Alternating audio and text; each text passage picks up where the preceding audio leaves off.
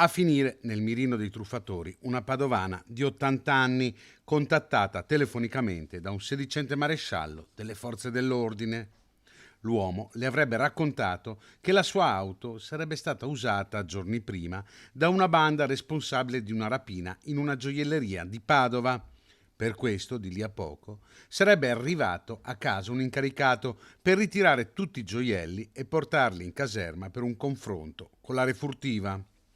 Pochi minuti dopo, mentre l'anziana era ancora al telefono, si è presentato un uomo di circa 35 anni che si è fatto consegnare anelli, catenine e un orologio di valore per un totale di oltre 20.000 euro.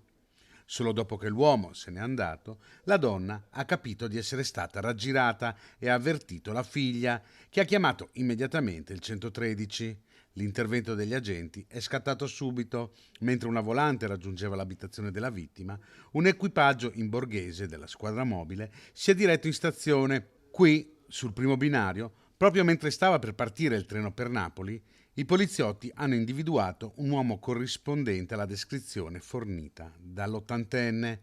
Fermato e controllato, nello zaino aveva tutti i gioielli appena sottratti all'anziana.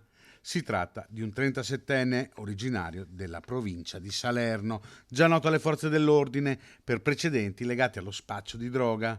Riconosciuta la flagranza del reato, è stato portato nel carcere Due Palazzi a disposizione della procura. La refurtiva è stata restituita alla vittima.